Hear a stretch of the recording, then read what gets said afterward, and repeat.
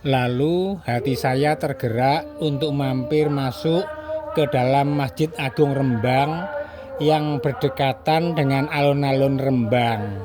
Itu artinya Sunan Kalijogo yang berada di pesarehan Kadilangu Demak, Jawa Tengah, pastinya tahu kalau saya dalam perjalanan ke Klenteng Lasem akan menerima titah dari Dewi Samudra alias Makco Dien Siang Singbo di Klenteng Cuan Kiong Lasem.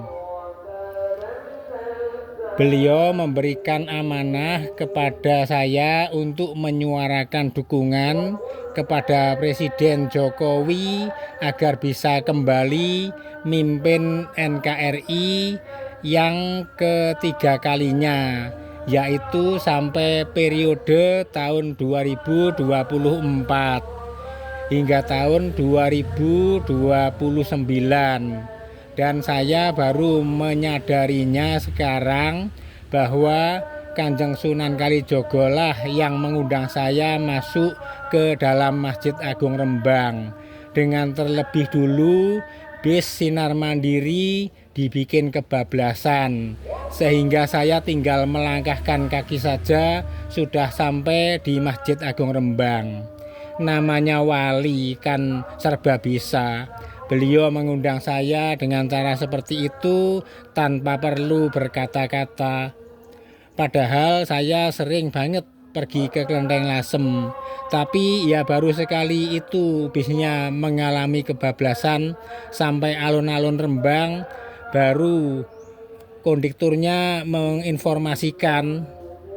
Jadi waktu sampai Lasem, kondektur itu tidak pernah menginformasikan nyampainya di Kota Lasem begitu.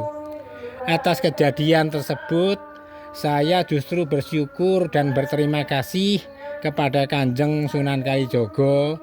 Kalau saya diundang seperti itu, pastinya ada satu hal penting.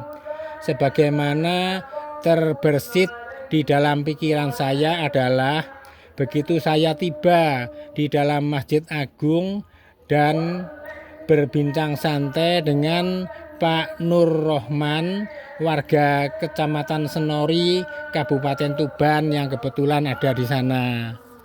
Nah, pada saat itulah Kanjeng Sunan Kalijogo membekali saya dengan melegalisir diri saya.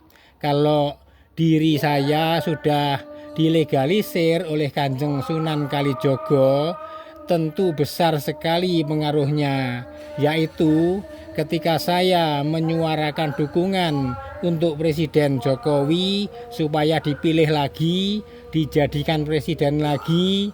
Lah disinilah Kanjeng Sunan Kalijogo pastinya berharap kepada para ulama dan para santrinya NU, selain juga berharap kepada para ulama dan para santrinya Muhammadiyah pada mengikuti apa yang dimaui Kanjeng Sunan Kalijogo, bahwa beliau masih sangat suka, sangat mendukung Presiden Jokowi karena dianggap dan dinilai paling cocok dan paling mampu dijadikan sebagai penyelamat bangsa Indonesia. Dalam hal ini, saya merasa sangat senang sekali telah dijadikan corong mikrofonnya para makhluk suci dalam menyuarakan dukungannya kepada Presiden Jokowi. Semua itu toh untuk kepentingan dan keselamatan seluruh rakyat Indonesia. Sedikit pun bukan untuk kepentingannya para makhluk suci, karena beliau para makhluk suci semua sudah berada di atas suka dan duka, tidak terpengaruh sama sekali terhadap kondisi duniawi. Tapi beliau semua tidak egois, dengan telah memiliki kebebasan dari suka duka duniawi itu, masih mau memikirkan dan mau peduli terhadap suka dukanya seluruh rakyat Indonesia. Maka cawe-cawelah beliau dalam urusan pilpres kali ini. Oh iya, pada suatu saat ada orang yang mengetahui bahwa Sunan Bonang pernah datang bersilaturahmi kepada Kongco Kwankong di kelenteng Kwansing Bio Tuban. Dan sebaliknya, kalau Kongco sedang dikirap keliling kota Tuban, pastinya melewati jalan Panglima Sudirman.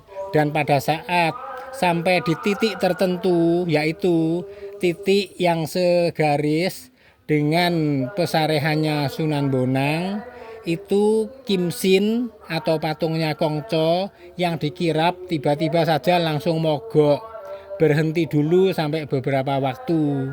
Setelah itu baru berjalan lagi.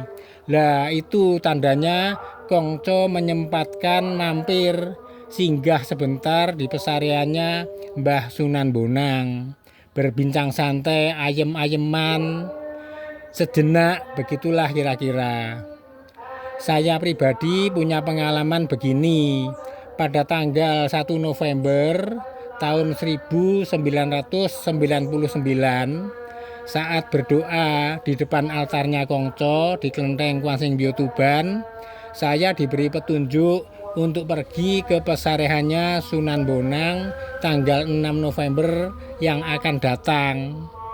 Saya pun pergi ke sana. Ternyata tanggal 6 November tahun 1999 itu bertepatan dengan hari Isra Mi'raj. Selain tanggal 6 November, saya disuruh sama Kongco untuk tanggal 11 November 1999 pergi ke makam Mbah Sunan Ampel, ayahnya Mbah Sunan Bonang yang posisinya di kota Surabaya. Dan berangkatlah saya ke makamnya Sunan Ampel pada tanggal 11 November 1999. Sesampainya di sana,